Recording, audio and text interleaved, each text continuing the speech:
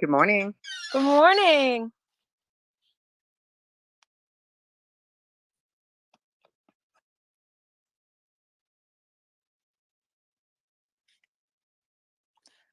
I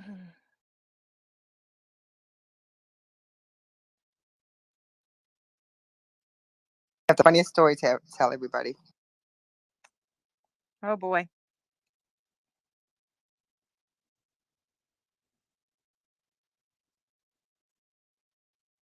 No, it's funny. Okay.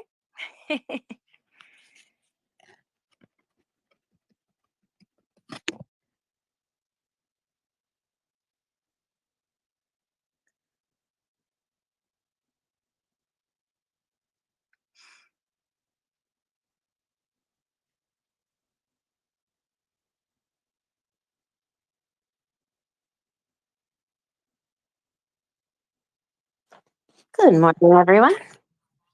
Good morning. Morning, Emily. How y'all doing today? I'm doing Very good. good. My funny story I was going to share was that I had bought, I had an iPhone 8 before this Plus, and this is the phone that I use for everything. I love my phone, and it got wet, and so this was during the pandemic, so I didn't know. I just threw it in rice because it's supposed to work. And then when I took it out of the rice, I couldn't get the plugged in, and I was like, all this. So I went and bought another phone without even thinking about it. So How funny. I took it out and I look it into the light, and there's a piece of rice stuck in the charging thing. Oh my Our guest of honor is gosh. here. That's so funny. Well, so you have a spare phone now? Yeah, that's why I'm on my actual phone, and then I'm running AWC's phone. It's all updated and everything, so it's all good. I love this blonde version of you in your profile photo. I just thought it was Halloween. Halloween. If I can't really, well, it's not. I can't. I'm just not going to go out that much. But I just thought, wow, usually on Halloween I do something crazy. So I love it. there you I go. was logged in. I was like, wait, am I on the right space? And then I was like, oh my gosh, that's Tonya. I love it. Cute. We have our guest here, Rose Horowitz. Hi, everyone. She's an incredible woman. I'm looking forward to hear more about her story and everything she's done. But good morning, Rose. How are you? I'm good. Good morning, Rose. Good morning. Thank you for having me. We're looking forward to it. So let me go ahead and start. Hi, everybody. My name is Tonya Scholz. I'm the president of the Association for Women in Communications, the South Florida chapter. I've been the president on and off since 2008. We've experienced some great things and some incredible time that we have gone to. And so today is another episode, our Empower Yourself Monday. I'm here with my communication director, Emily Taffel, and our VP, Terry Michael. And we're every Monday where we feature a outstanding woman in communications that's shown such an incredible leadership and empowering other women. And we love to hear her story. So again, this is our episode 37. And by the end of this year, we'll have it all up as a podcast. And we're going to be promoting all over the internet because we want to continue doing this because we love hearing all the different stories. And I was able to talk to National, and I was telling them about it, and they thought it was really fantastic that we're featuring all these incredible women in communication. So before we start today, I wanted to let full disclaimer: you are going to be recorded, live stream, and our goal is to cut up these little snippets to promote the podcast. So again, today is the recording. We're going to be distributing this content out from all over the social network and also on our website. And I'm going to go ahead and give Terry Michael the mic as she leads us into a mindful breathing technique that helps us start our Monday in an empowerment way. Terry, the mic is yours. Thank you, Tonya. Welcome, everyone. Wherever you are, standing, sitting, laying down, close your eyes. Take a deep breath in through your nose. Exhale through your mouth. Again, inhale. And exhale. One more time. Inhale deep in through your nose. And exhale. Eyes are still closed. Relax your face, your jaw, your neck, your shoulders. Let your shoulders drop. Visualize the stress going down your arms and out through your fingertips. Relax your torso, your hips. Allow the stress to go down your legs, out through your toes, and you're completely relaxed. Gently breathing in and out through your nose. And all I want you to think about is to visualize the air going in and out through your nose. Focusing on that. Any thoughts that come through your mind, allow them to float off like clouds in the sky.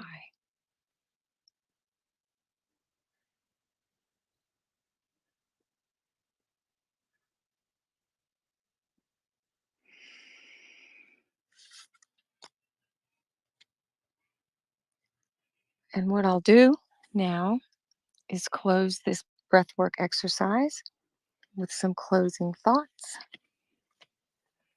Hope is nature's way of enabling us to survive so that we can discover nature itself. For this day, acknowledge the restoring power of hope. Direct that power to bless all that needs healing in your life, including your negative attitudes and disappointments. Namaste. May the divine in me honor the divine in you. Thank you.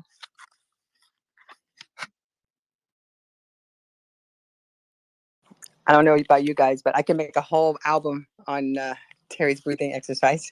I think I tried to do it, so I'm making a collection. Oh, thank you. So Rose and I have been following each other on Twitter. She's a Twitter Space host, but also an incredible communication specialist. But also, and she is a journalist. And we were in Brent's communication events that he did with How to Pitch to the Media, and it was fantastic. And Emily was part of the panel also. I'm going to go ahead and give the mic. Emily, I did all the bio and everything. It's on. I sent it to you. It's on our website. I got it. And I'm very excited to introduce Rose to everyone today. So good morning, everybody. And thank you, Tonya. Rose Horowitz, who's with us today, is a Pulitzer-nominated journalist and the founder of #Women2Follow, a global hashtag trend that had a reach of 12 million views in its first 2 weeks, which is so impressive.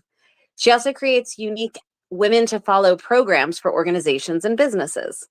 Since 2021, she has hosted 23 episodes of a live stream, the Women to Follow show, featuring prominent business leaders, journalists, photographers, and authors. She was named a host to watch by the @TwitterSpaces account. Rose has been published in the New York Times, Forbes, the Los Angeles Times, and many other publications. She's also created content for brands such as Citi and Morgan Stanley. She produced 250 daily consecutive episodes for digital innovator and Professor Sree Sreenivasan. Sorry, Rose, if I said that incorrectly. Their #COVID-19 show, which launched as the lockdown began. She co-hosted 30 episodes and booked many of the guests. And of the 457 guests, 56% were women, including journalist Maria Ressa, who received the 2021 Nobel Peace Prize. She also helped conceive and launch a weekly medical live stream and podcast show at She's on Call. Rose has published poetry in poetry journals and has studied with numerous poets. One of her poems was published in the award-winning Dare to Dream, Change the World, a children's poetry anthology published in 2012 by Kane Miller Books. And that's only what's in her bio, because I have heard amazing things from Tonya about Rose overall as a person and a woman, and she's certainly inspiring, and we look forward to your story today, Rose. Thank you so much for being here with us. Thank you so much. Okay, what do I do now? Great introduction. Thank you. And I loved your breathing exercise at the beginning. You had me. it sets you in they say mindset is everything, right? And so it gives us a mindset, and our mindset today is about, like Rose was asking me, it's like, what do we talk about? I'm like, we're talking about you, Rose. It's Empower Yourself Monday. We want to know about you and what you're doing and where you've been and how you got here. And the bio is fantastic. We want to know more. So Rose, tell us a little bit more about yourself. And also, how did you come up with Women to Follow? What a catchy hashtag. And it's a huge hashtag, by the way. So it just, came about organically. I have been always interested in the status of women, I guess, and as I've looked back now in the last 3 years about what I've done as a girl and, growing up, it was always there. But I've been exercising, came out of the gym, saw a tweet from a group called Gender Avenger, which is a great nonprofit if you're not following them. And it was a story, and they would publish a story about how of the 3,000 journalists that cover Washington, 92% of the men only retweeted other men, retweeted of them other men, and of the 25 women that they did retweet, um, they only, it was like the top 3 women that they were tweeted, and that was it. So I put out a hashtag. I mean, I put out a tweet, and I said, let's get this party started. I'm going to name 3 women to follow, and then I tagged people in different fields to name others. And I went to the library to do a story, and my Twitter feed went bonkers. And people just took it up and naming other women, and it just kept growing, and it was like, wow. So that's how it began. and you like literally in your circle, you have featured so many variety of women and have empowered them. Um, when you got into Twitter Spaces, what were your thoughts? I mean, tell us how the journey on how you went from that. Then they start doing Twitter Spaces. Well, it became a hashtag in 2018, and I followed it by writing profiles of women in different fields. And my first one was Soraya Shemley, who was head of the Women's Media Center in Washington, and was just coming out with a book called Rage Becomes Her. Great book, and we had known each other on Twitter, briefly, but because I could, she was following me probably because of the hashtag, I could DM her and say, hey, I'm going to start these profiles. So I wrote about, I think, 17 profiles of women that were as Twitter. I like the idea of doing them as Twitter threads. So they were like stories told in Twitter threads. And then I got busy, and then during the pandemic, I'd really never done broadcast, production or not so much the tech, but what I was doing is coming up with ideas for shows. I mean, we're doing a show every day, and getting guests and booking, great guests. So, I mean, the Fiddler on the Roof there was a retrospective on all the fiddlers on channel PBS. And that day I remembered I knew somebody who had been in the cast of Fiddler on the Roof on Broadway in Yiddish. And then there's an actress, Jackie Huffman, comic actress, and she had been in it. She played Yenta. And, within that morning, I got them together to do a show. So that's what I was up to. And then I was super busy with that and this medical show that I produced. And people started saying, well, why don't you do your own show? So I did, and it started. My show is a live stream show, and I've done 24 episodes. And I see my producer, Stephen Kaplan, Spin It Social, is here. Thank you, Stefan. He's been amazing. And now I do Twitter Spaces. Also, with some of the women, when there's something hot like news that has happened, like on abortion, on the breaking news about Supreme Court, on what's happening in Ukraine. Um, Trying to get my guests to come on my after they've given me several hours to do my live stream, like getting ready, and then I ask them to also do Twitter Spaces. So that's been my involvement in Twitter Spaces. So I've done, I don't know, half a dozen shows on Twitter Spaces, but I've been a guest and a speaker in many Twitter Spaces. And I know you have a really strong YouTube channel too. Did you want to I chat a do. little bit about that? Okay. Well, when I decided to do the show, I knew I needed, it would be great to have an archive, because I knew this from, doing the other shows that I producer on, because then you can, if news happens, you can always, you can update the news, and link it to your, to the show.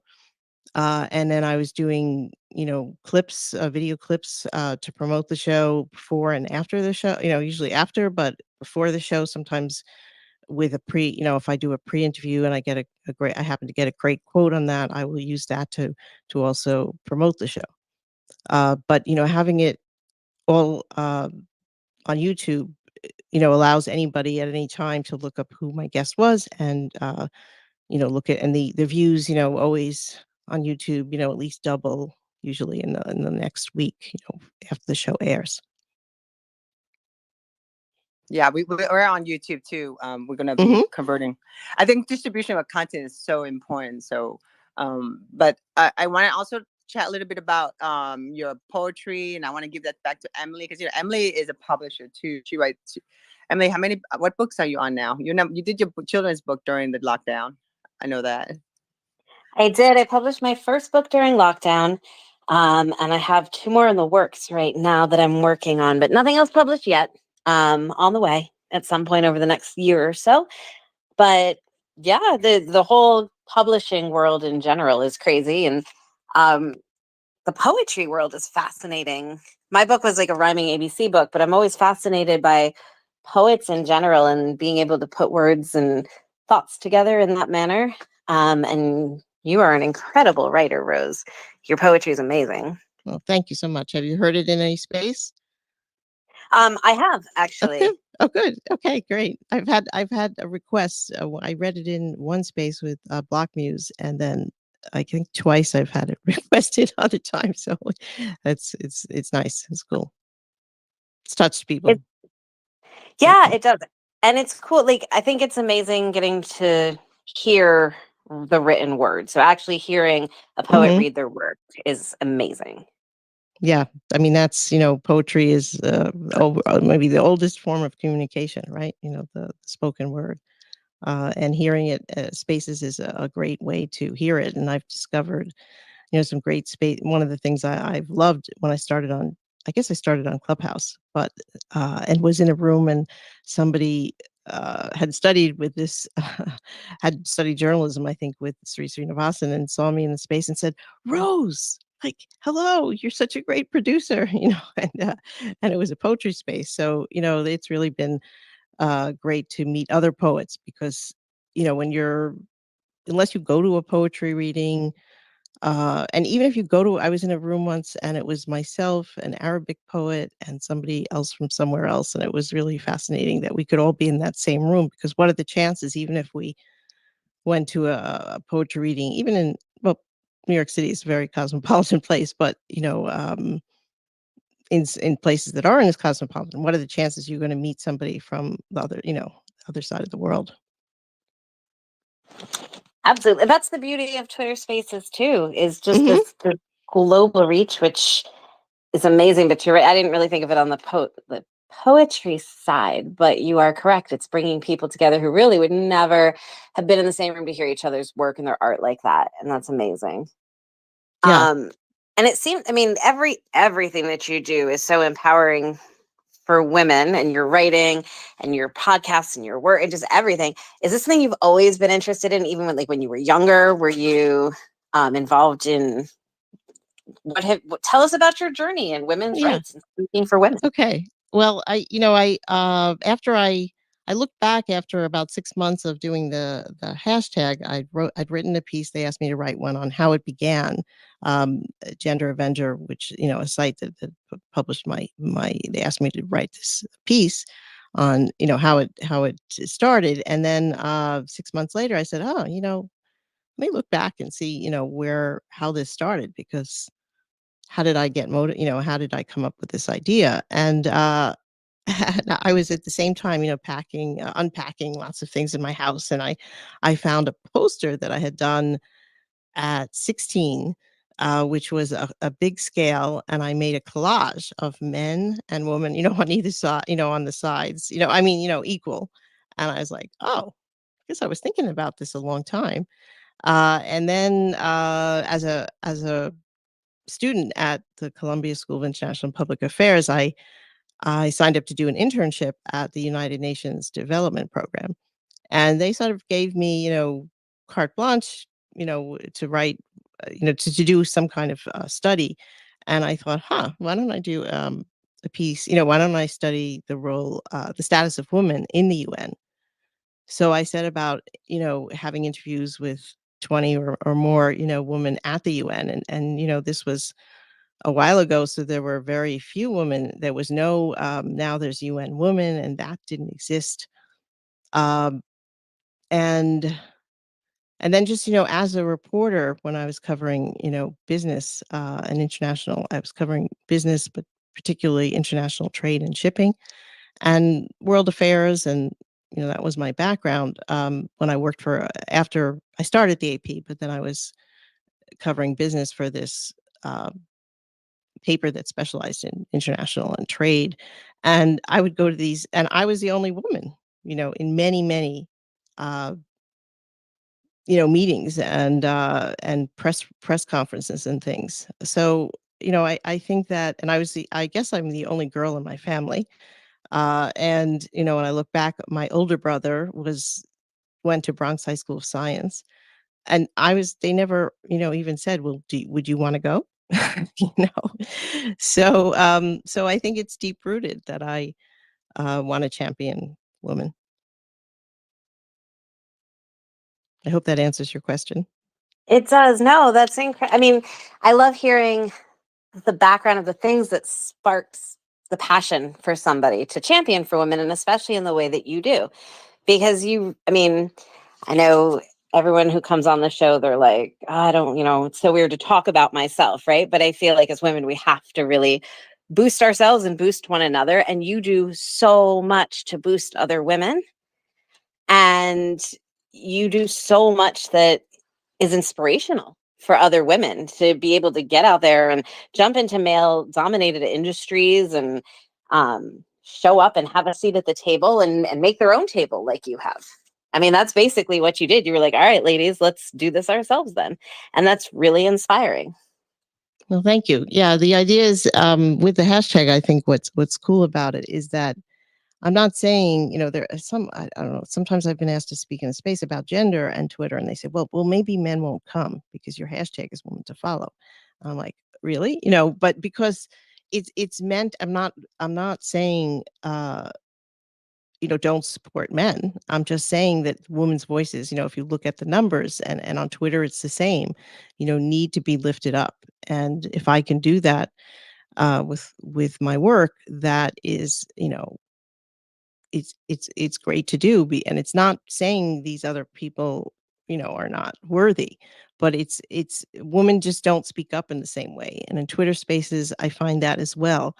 If I go into a space, I've been in a space just, maybe a few months ago, but there were like 6 men and they were talking about maybe something tech, but they were discussing it among themselves. And this was a Twitter space. And it wasn't like there was a featured guest, and they just ignored other people in the room. And when you're in a Twitter space and there are men, women will tend to, they won't jump in, they kind of wait and see when their spot is. Whereas men might enter a Twitter space and, within 2 minutes, they're requesting the mic. Whereas women might wait 5 minutes or 7 minutes, to see what's going on. So I think there's a real need for women's voices on many platforms, including on Twitter Spaces. I really could not agree with you more on that. We talk a lot about that, and the reason we do this show too, because women do need to come out and talk about themselves, empower one another. So for women who do want to start getting involved, get their voices heard, maybe jump into writing or putting their voice out in that way, what's some advice or some tips you could give them? Well, I think you just the tagline for Nike is just do it. I mean, when I was 10, I was interested in journalism. I always liked to write. My father was a reporter at Variety, and when I was 10, I said, "Oh, I'm going to start," and I started the Horowitz family newspaper. I know I love to write poems, so I started my own anthologies. So don't check with other people. Don't you know just go and do it, and then see what happens. I mean, with my hashtag, it just happened because I thought of a good I thought of a great way to promote women and amplify women's voices. So my advice would be, if you have an idea for a book, if you have an idea, if you have an idea for a poem, just go ahead and write it, and then figure out how you can get it seen by people and how you can monetize it. I love that advice because I think one of the biggest downfalls is the more that Mhm. you know, the less apt you are to get out and actually just do something because you know so much. And you start to you're like, well, if I do this, then I have to do blah, blah, blah, blah, blah. And there's people out there who are just writing and putting their work out and just doing it. And the only difference between those who are making it and those who aren't are the people who are just, that you have to get out and just do it. Right. Yeah, then you So I figure out think a plan, and then you network, and you figure out how can I get this seen by more people, or how can I get this published, or how can so like with when I was starting writing these Twitter threads, first I just wrote them as Twitter threads, and I said, oh well, how can I have this in a form that I can share on LinkedIn or other platforms, and not as a Twitter thread, because that it doesn't go away, but it's hard to find. And so then I said, huh, okay, well, there was Medium, Medium's around, and why don't I create my own page on Medium? And then there was a way to take those uh, threads and make them basically, a blog, and then that could be shared. And, so I've kept pivoting and creating, and like with my show, once I wanted to do it, I fortunately had a model in that I had been, producing these other shows. And I knew that I wanted some help. If I was going to interview these really amazing women in different fields, I wanted to be able to concentrate during the interview and not worry about the tech and um, the tweet going live, and fortunately and thankfully, my friend Stefan, he stepped in and said he'd be the producer. And a few months later, we had a sponsor, which helped. But first I had to step up and just and do it. Yep, that has to be the step number one. And we're glad that you did. Congratulations on the success you've had with it so far. Thank you. Thank you. I'm looking for new sponsors. So just putting that out there for the people in the room. Uh, it's a great way to align with a great cause. And, if you have a particular cause, I'd be glad to work with somebody about, uh, having a featured speaker on every so often, or figuring out what we could do. That's awesome. If people do want to sponsor, if they're interested in that, should they DM you? Should they email? Is there a website page they should go to? Yes, I do have a website page.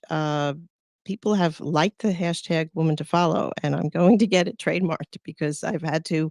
So my website is, I think, woman uh, hyphen two, and after the two of follow. That's my website. I also have a Twitter page, woman to follow, but it's woman ampersand, because somebody went and took woman to follow as a Twitter page. Uh, so protect your property is the other thing. Uh, but yes, so they can find me, and my email is rosehorowitz31 @gmail.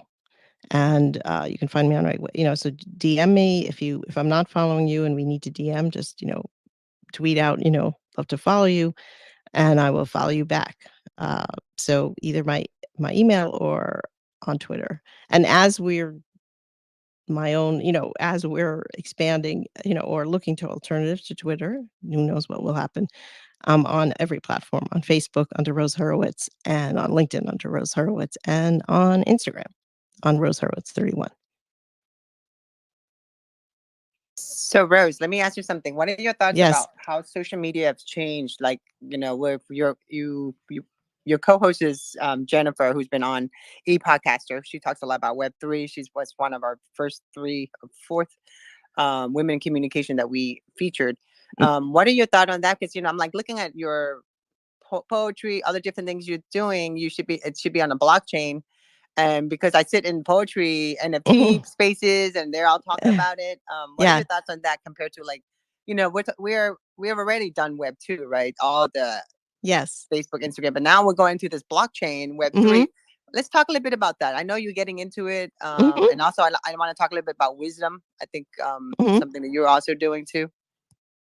I hosted a show with a conversationalist, and Daryl Ledyard, who is big on wisdom. He hosted it on wisdom, and it's interesting because of this conversationalist was just a group of like 12 or 13 of us who were do a lot of Twitter Spaces, host, have communities, or pick a big topic and talk about that for the show and open it up to questions. And when I hosted, he was a co-host and he was on wisdom. I have not actually, gone on the platform to see what it's about, but apparently it's like one-on-one chatting, and I think only one can join at a time. But I'm curious because I think we do, look how journalism has evolved as I've been in my career.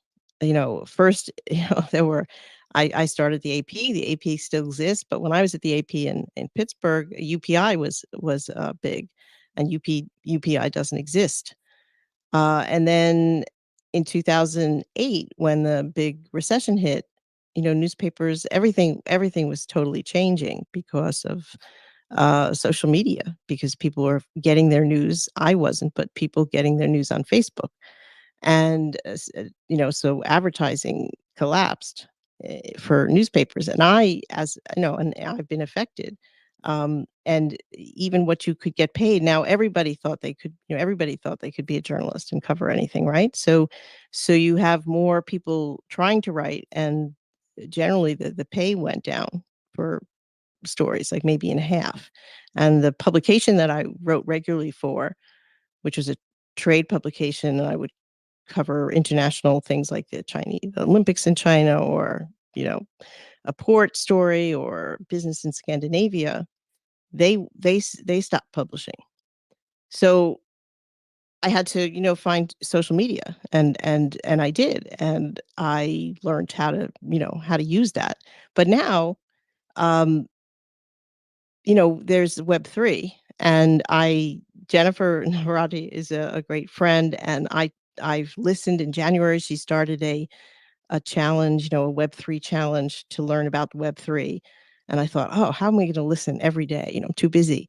But, she kept it brief. She's a pro. And I then now I'm on Hive, which is on the blockchain.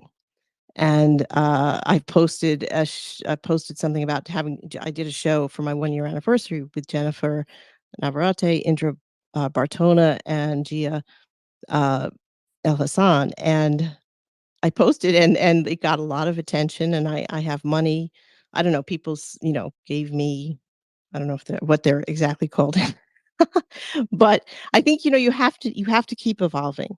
If you're going to succeed in media, you have to keep changing, or, I'm sure in every industry. And so I think the next thing is Web3, and ownership of your content is so important to a writer. So, I wrote stories for a paper, a weekly.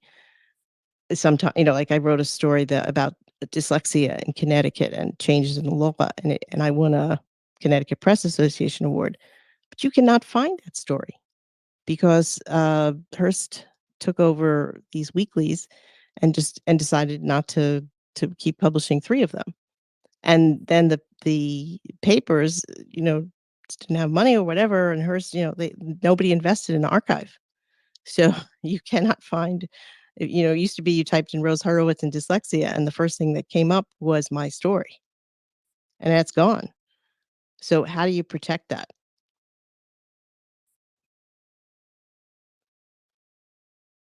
No, I love that. It's true. You got it. That's where the blockchain comes into play. And this is an exciting time. That's why I'm so glad you're here so we can share your talk on this. And I think, there's a lot of room. I mean, some poets I know are like, Black Muse, is minting his poems, and this poet, her handle is Lovely Lions. She's doing it. And, it's something that I could do.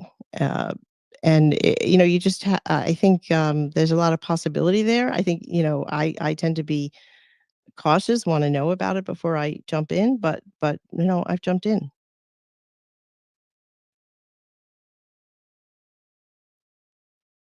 Are you what are you up to, Tonya? Tell us a little about what you're Look up at to. you. You're turning it around on me. I love it, Rose.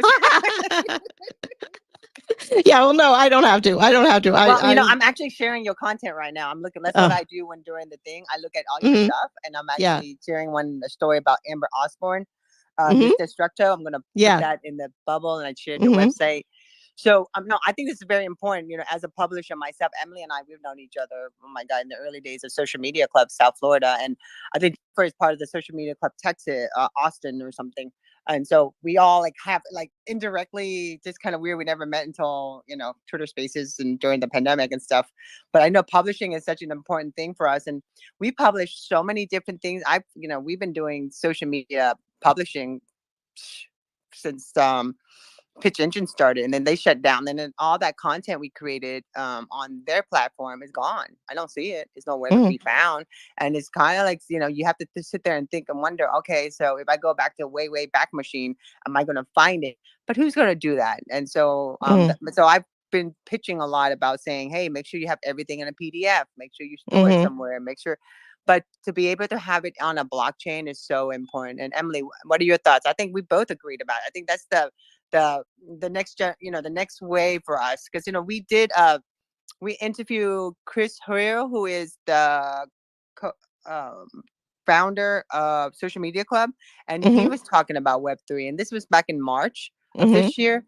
So that got a lot of traction, and people are talking about it. It's not embraced as much, but I think as more brands getting into this and talking about it, it's an exciting time. I think that's the key part. So I think I brought your producer up here, Stefan. Hi. Hi. Can I just jump in, Stefan? I'm so sorry, but before we jump off the topic, I just need to jump in really quick. On the topic of missing articles, I found a really neat trick. If you do a background check on yourself, like an in-depth background check, which only runs about $20, it actually pulls up everything from every tweet you've liked that might be possibly offensive. No, literally, but it pulls up all your articles, and it pulls up old articles. Like I had a blog from years ago back in the late 90s where I thought I lost all of it. And when they did the background check for this TV show thing, it all popped up, and all of a sudden they had all these links from it. So just a tip for Rose or anybody, if you're looking for older articles, run a background check. You might be able to find some stuff you thought were missing. Okay, I will try. I love that. haven't tried that background check, but I can't imagine though, because the paper went out of existence and there's no article anywhere. But I will stand corrected and I'll tell you if I do find ever a digital copy of it from somewhere, there is the possibility that background check will bring it up. I found stuff I showed my kids because I was like, this is what happens when you post online. Everything you like, every comment you make. It was such a good lesson. It's insane what comes up on that check. It's fun to see anyways, because you're like, oh my gosh, when I was 20, what did I post online? But yeah, so I didn't mean to interrupt you, Stefan. I just wanted to mention that so I didn't forget. But no, it's fine. It's fun. Hi, everybody. Rose, nice to be listening to you. Hi, and everybody. So Rose is an amazing person, as we all know, that you've all talked about now for the past 20 minutes. But I've known Rose for quite some time now, and it's always a pleasure and and wonderful to work with her in many different aspects. But the few things I wanted to touch on, just a couple actually. Rose hit on many very important points. One about branding, and I agree 100%. You have to make sure that when you have a brand that you protect it, number one. And number two is to make sure that it's consistent across the platforms and across the board, as they say. The other thing that you guys are talking about content and getting it out there, and also what happens if something ends up disappearing. I mean, listen, Twitter is in a very interesting place right now. We don't know what's going to be with this new takeover and everything else. I'll leave politics out of it, but the bottom line is that this is a real power grab, and it's going to be interesting to see what happens. Personally, I'm not leaving Twitter. I don't let anybody run me off of a platform. Whatever's going on, I will monitor and then make my decisions. But my point with this is that one of the key things that Rose just talked about is, for example, is where you're putting your content and where it will be for the future. And I've been giving a lot of thought to that too, because as a live stream producer and somebody who did a bunch of shows on his own too, I always wonder what happens if one of these platforms disappears. I mean, listen, it's happened in the past. MySpace went bye-bye. Other things can go, into the stratosphere, so to speak, and just disappear. Platforms can be acquired, they can be merged, they can be taken over, whatever the situation may be. So where is your content going to be? And that's why a friend of ours named Jim Fuse talks about this a lot. And I agree with him 100%. And I need to get my butt moving on this, is making sure our content, for example, Rose has a great website now, Women to Follow, and everything. And I think one of the things that we all need to do in the future is have all of our content on our own platforms. Yep, you're speaking my language. That's what we're doing. Yeah, Totally. no. I saw some people, big people on Twitter this week, as the news was, as we finally saw that Elon Musk was actually taking over. I think everybody had a wait and see attitude. They said they're going to take the content they put on Twitter and add it to their Substack, so that people will always be able to find them. Yeah, I mean, wherever it's going, it needs to go somewhere central. That's the key word, putting it somewhere central. For example, a live stream or a podcast, why not have it, stream directly to your site in the near future? I mean, we all have a million things on our list of things to do. And prioritizing is always the key thing, which is the most difficult thing for many people because we're all juggling so much. But, when you're having a live stream, go straight to your website, then it's there. You own it. It's there. No matter what happens to anything else, it'll be there. I think the other important channel that Rose created was the YouTube channel because, we worked a lot together on all of this.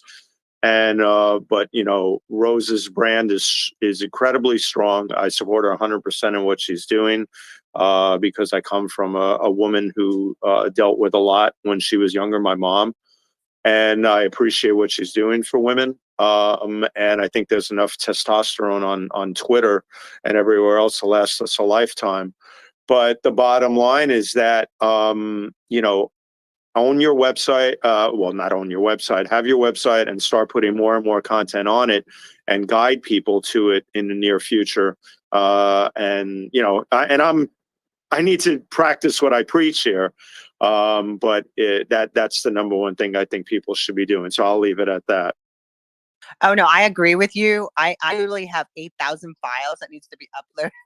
I'm Right. a live streamer myself. So we actually, Women in Communication, we did our first live stream from, I used Bamboozer back in 2009. We did a class in December of 2009. And at the time, my co-president was D. Lawrence. So I was obsessed with streaming. So I just found this app and that app got sold. And I had to try to grab as much as I can and download and upload. And then you remember, was it Google Hangout, that was gone too. I mean, there was like, and then I think Debbie Erickson's Right. here. We did a live stream every Friday in 2012. That Spreecast. Well, we love that platform. That was gone too. So whatever I could, I grabbed it. But then I still have these hard drives that have all these shows that I did. I mean, I was live streaming Monday through Friday from 1 to 2. So and then I did. That's 5 shows, and then I add 3 more, so that was 8 shows. That was just, it was a great time, but I was live streaming so fast, and I'm like, actually, if you look at it, I'm a late adopter to YouTube compared to how long I've been online live streaming. But I've been talking about this, and this is something Emily, Terry, and I have been talking to, and I mentioned this to our when we had our national, the presidents had a meetings, and we were talking, and I said our goal right now is to teach our members and the people in South Florida, and the ladies and men, really focus on building your own platform, learning what's important, the cybersecurity aspect. Dee Lawrence who is coming back in as one of our board members. She's going to be talking more about that, because we feel that, cybersecurity is not just about for men to learn. It's something that every woman who is in business should know about. And also, if you're on digital, you need to understand what it is, but own your content. You never know. We all experienced when Facebook went down. I think it was a lot, very traumatic for a lot of people. I did a whole space about it. And so again, I agree with you in every way. So that's why we love talking to different women in communication, different people who believe in that same process, because if we're renters, when you go on the social network, I mean, I think Emily and we've been doing, I'm an early adopter. So like, I always felt like when you go on this social network, you're actually going to people's houses, you're visiting. So Right. if they decide to think- close the door on you and say, I don't want you to come visit me because I don't like what you're saying, it's their right, because you're just a renter. But if it's your website, it's your domain, and it's your house, as I call it, your virtual businesses, your store, you need to be able to control your message, and also be able to, why would people come visit you? It's great for them to click that link, but what are you going to offer? What are you giving? What are you providing that they want to come back constantly? So, and I think, I'm looking at all the Rose social network, what she's doing. I love it because she's giving value, but also she's creating a community in her community. Well, that's the key thing right there, Tonya, is what Rose has done is she's created and she's relentless in terms of, in a good way, of making sure that she stays on point with this and continues to follow through with it every week after week. And it's tiring. It's a lot of work. People don't realize how much work Rose puts into everything she does. And it's a lot of work. And, she inspires me in other ways because, we've piggybacked off each other on a lot of things. But like lately, I keep telling her, and she'll giggle. I know she will, because there's something weird about that. I have not been able to grab myself and get myself on Twitter Spaces like she has. So I applaud her in what she's doing. But getting to my point here, the most unique thing she's done is she's carved out a niche, whatever you want to call it, everybody, tomato. But she's created a very special community, as you just said. And that's important because you can have everything else, but if it's not about community, then it's not a very unique thing, because it's a giant ocean out there, and universe, whatever you want, term you want to use. And we can all get lost in it. It's huge. I mean, there's so much noise online. But what Rose already has done is she's done that unique thing. She's carved out a space, and I don't mean a Twitter space, a space for herself, and now for others to follow and become a part of and continue on. So the only thing I'm going to say, and I'm going to leave it at this and shut up now and let Rose and you guys continue, I got to go, but is that people need to share and reciprocate, though, and support Rose as much as she's supporting everybody else, and retweet her, share her content and everything else, and let's continue to help her grow.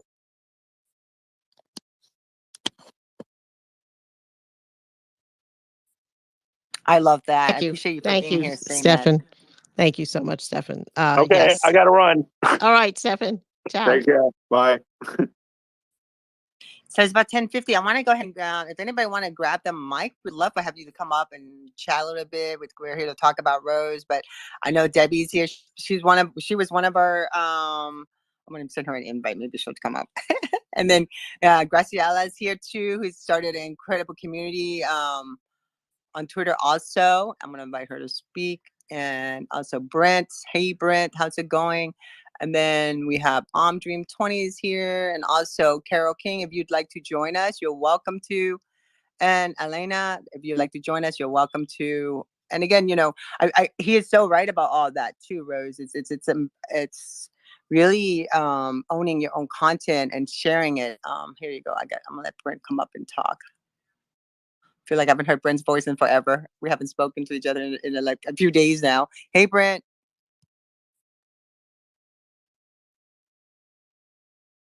Good morning, Brent. Morning, Tonya. I'm happy. Good morning. I'm happy to hear Rose's story again and be in a space with Rose after hosting Rose on my panel. But I also want to let Rose know that I've been inspired by Rose and joined the journalism field.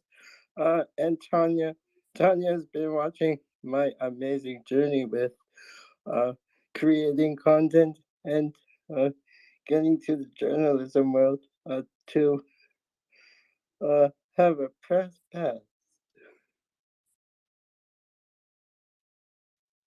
A press media kit? Is that what you're talking about? No, he got a press pass to go cover stories. Oh, a press pass. Which is cool. which is Okay, fantastic. great. I love That's great, it. Brent. And Tonya was able to get me a pass to cover RadFest, which was an anti-aging conference.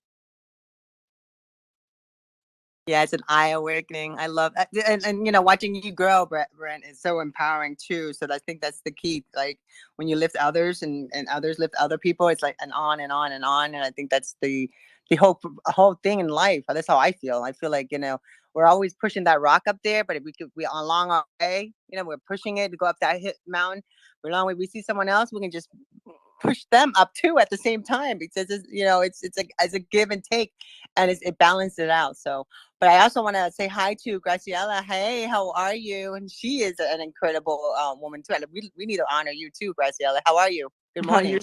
You're so sweet. Thank you so much for inviting me to speak, Tonya and Brent. You are so amazing. And Rose, I'm so happy to listen to all of the details and to get to know you better. Rose was actually the first poet from Twitter that I featured in my poetry spot in the newsletter. And it was so much fun to collaborate in that way and to feature her work. So I'm very grateful, always will be.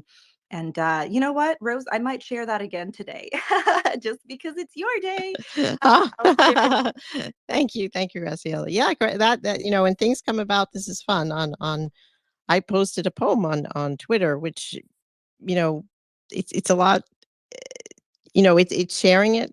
How many people can view it, and you know, even if you're in a poetry journal, you know, a poet might usually, even a famous poet, they might a publisher might only publish, you know, print 5,000 copies of a book. And you know, and Graciela just texted me saying, I love that poem, can I publish it in my newsletter? Like, oh, well, and then I, you know, I kind of Googled, okay, you know, does she own it? Do I own it? And, you know, but talking with her, and she did something fun, which she, you know, has a great voice. She recorded it. And it's always really interesting to hear your poem in someone else's voice. So it was really great collaborating with you, Graciela. I appreciate that.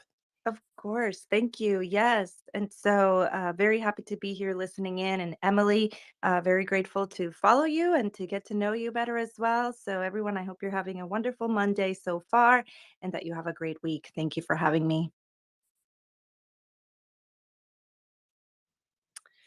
Yes, Thank you. Thanks for being here. Go ahead, Tonya. No, go ahead. I'm just feeling the love. Same, just feeling the love, saying hi and thank you. So it's about 10:54. We end this sharp because it's six. Like I always tell all our guests, 60 minutes. That's our goal. Because that's how we start on Monday. So Rose, any final thoughts? What are your next thing you'll be doing? Any upcoming projects you'd like to share with us? Any accomplishment that you've already done that you want to share real quick with us? Yes. Well, I mean, I think that we're seeing another, sweeping change in social media, as Tonya, you talked about Web3. So I'm going to look at how to post more of my content on Web3. I plan to probably counter whatever the uncertainty in Twitter, and post more on Facebook and LinkedIn. And I'm thinking of creating a community. I never, I have a community, but I've never created a formal community. And I'm curious if anybody wants to DM me, their own experience with that. And because my thing is to deliver. I think every tweet that you put out should have a few things. One, overall, it has to have value. So, there are three ways you can do that. You can entertain, you can inform, and then also, I think most tweets, should have a visual. So, I spend a lot of time. I've started something called Wednesday Woman to Follow, where I take if I've had a guest and they've given me their woman to follow, and they put a lot of thought into it, because of course we all know many women, but I ask for 3 or more, but at least 3. And I put that out as a Wednesday woman to follow, and then I ask other people to ask, those people to tell me who their woman to follow are, and get traction going on that, and respond, and spend the day responding, and retweeting, and amplifying those women. But I don't know if that's enough of a community, and whether it, behooves me to create a formal community. Because I guess what I want to do is provide value and inspiration for people. And I don't know if I can do that better in a community, but I think, I'm always looking at ways to improve what I'm doing.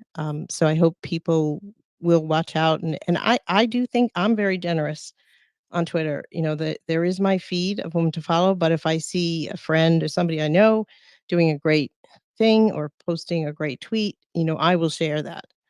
So I'm not, I don't think anyone mostly will not follow me because they see other people's, because I've retweeted other people. So if I've retweeted something, it could be a news story, but I usually try to comment. So I endorse being generous, and because that's how you lift other people as you go, by being generous. And nothing detracts. I don't think it detracts from you if you're generous. No, I think you should open a community page on Twitter. I think Okay. it'd be great for you. And All right. I'm part of a bunch of community. I have my own private one that I'm not even like announcing it. I just been sitting on it. But you should just grab your own. It's so Yeah. important, just in case someone decides to make women to follow community, then you're not the Yeah. owner. Right. I would definitely Right. just do it, and you can Mhm. keep spaces in there. And I think I feel like it's like the early days of Facebook group pages. That's how I describe the Twitter community. Yeah. So. And people who have, I guess, started, a few years ago on Facebook, have communities that are 6,000, or, I mean, they've grown them because it's accumulated over time, and allows you to post your, keep your platform, keep your content on there, and boost other people's. And it's really great to have a community. I mean, a lot of the people on this space today, I think, do follow me, know what I'm up to. And it's very meaningful when I go to get a great guest. They've usually heard of me and heard of what I'm doing. So, I was supposed to have the president of the association of the committee to protect journalists on my show this week, but I didn't feel well, and for first time I had to cancel. And she'll join me again, but she's so busy that she couldn't have time for a space. And but she knows who I am, and when I DM her, she DM me back. So you have to keep building, your integrity, and your, being authentic is, to me, is everything. And I know that I'm so happy to hear that he's got a press pass, and he's going to be writing. Um, and like, he's somebody I know. I believe in him, and there are other people here. Like Carol King is a journalist. We've tried to collaborate on getting some guests, and my listening to what her passions are. And Graciela is great. So Emily, it's great to get to know you a little bit. Debbie has done amazing things. Uh, so I think, you just so my direction in the future is keep exploring new platforms, making sure I own and continuing to help inspire and amplify women. Fantastic. So happy. So, Carol, I wanted to go ahead and give you the mic. Welcome. Hey, thank you. Nice to be here with you and to meet all of you. I just want to, express my gratitude to Rose for sharing with me about her journey and inviting me to participate with her when it's possible, when I can, and when she can. And I'm just learning about these Twitter Spaces. I discovered Twitter Spaces only a few months ago, and I've been muddling my way through.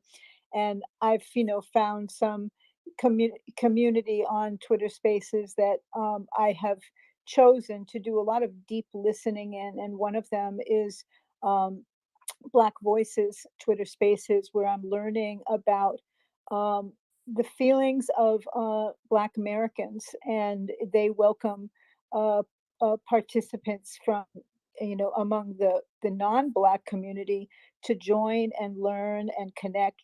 And we were in just this amazing space last night. It was called Uncomfortable Conversations. This is one of the things that's happening on Twitter that I have not seen happen anywhere else, where occasionally you find a space where people begin to trust each other to a level where they start to open up and share the kinds of feelings and attitudes that we just don't get seen shared openly anywhere. And we had some amazing,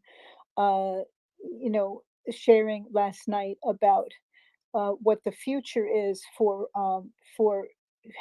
having a sense of a social contract in this country, where people feel like it's a country for everyone, for all Americans, regardless of your background, and also giving honor to people who have contributed so much to us in our history and have not yet been fully recognized. And so this is a passion that I have discovered gradually by listening in Twitter Spaces, and I bring it up also as an example of what we can do if we explore and we begin to listen where we have not listened before. And so this has been really interesting for me and eye-opening. And did I just see Rose disappear? I don't see her here. She must have got a phone call. She Oh, just that's disappeared. possible. Yeah, because we're ending up our Yeah. space. I promised her we'd be done by 11. So Oh, no right, worries, Carol. okay. Well, I just wanted to share that because I am so filled with it. We were on this space from 8 p.m. to 3 in the morning. That is how passionate we felt about staying in the conversation. And we had people there, not just from the United States, but we had somebody who was an American living in Paris who was participating. And we also had a woman from Pakistan dip in and tell us about the struggle of women in Pakistan, and the challenges there. And I just wanted to share that I'm amazed that this is possible on Twitter, and that it's possible with so few barriers to entry, the conversations that we could create, the conversations that we could foster. And I'm beginning to really think about, what I think I would like to do myself when I start a space, when I begin to create a space, because I haven't ventured in to do that yet. I do have a radio background, but it's a producer radio background. It's a reporter producer, where I go with my microphone into the field and gather the sound and produce the stories for public radio. But I have been away from it for 5 years because my mother became, began declining suddenly in her health. And I decided to put my life aside to take care of her in her final years. And I came actually with the idea of staying for 5 days, and I ended up staying for 5 years. And I won't go into any of the further detail at this moment, but just to say that when I came out of my kind of Rip Van Winkle after she passed, I sort of felt like I was re-entering the media world when so much had changed since I was last deeply involved. And so Twitter was where I surfaced. And so it's nice to meet all of you and to learn. I am in Florida, so it's nice to meet women in communications in Florida. I'm in the Tampa Bay area. And once again to really express my love and gratitude to Rose for all that she does, all that I'm learning about her. And Rose and I actually have many things in common, one of which was that we were both at the School of International Affairs at Columbia, but not at the same time, and maybe not with exactly the same focus, but great minds think alike and show up in interesting places together. So I am glad to be here, and I hope to meet you and see you all again. Yeah, well, we love that you're from Florida. There's a bunch of women communication because we're the only chapter in Florida right now. But there's people in Tampa actually trying to start a chapter, and that I'm trying to help. So we should definitely connect and get to know each other. And we actually did a whole thing on Terry is a caregiver right now too. I was a caregiver too, so we did a whole space about caregiving as a woman and what happens when we're done caregiving. Where do we go next? We have had several conversations about. That's something that as a chapter president, I'd like to raise awareness about, because all of us eventually at one time in our life, Emily's a caregiver actually, will be caregivers. So thank you for being here, Kara, and I appreciate you for sharing your story, and I look forward to getting to know you better. But on that note, any closing thoughts, Emily? We're going to go ahead and shut down this space. Just a big thank you to Rose and to everybody for being here today, and join us again next week.